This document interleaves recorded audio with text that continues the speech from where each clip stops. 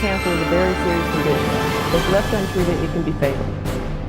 The reason why cervical cancers as well as other reproductive cancers are important is because they can only be detected and examined through a doctor, meaning the doctor has to do some sort of internal exam or a biopsy.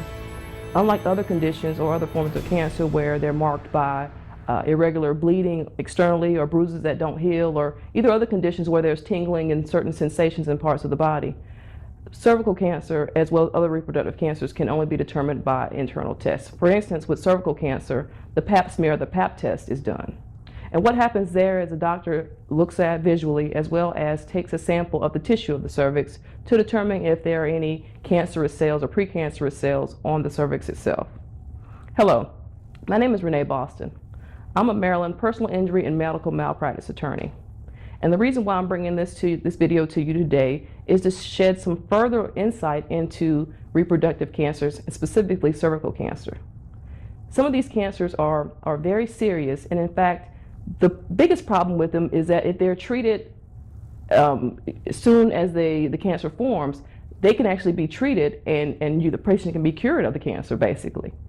Problems usually arise when the patient goes to the doctor repeatedly complaining about something that's wrong, and the doctor either doesn't follow up with the patient properly or fails to diagnose the patient or doesn't diagnose the patient in a timely manner, leaving the cancer to further develop, the cancer to start spreading, and now we got problems.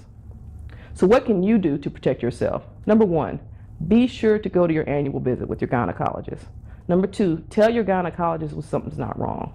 I mean, when something's wrong, make sure you tell them every symptom you have. Don't assume that an irregular period or heavy bleeding is normal. Sometimes it may not be. And number three, trust your gut. If something doesn't seem right, you don't have to sit there and take it. Don't go to the same doctor if this doctor is not addressing your concerns. Feel free to seek a second opinion. If you have other questions regarding cervical cancer, as well as any other reproductive cancer, breast cancer, or anything else, be sure to give us a call, 301-850-4832.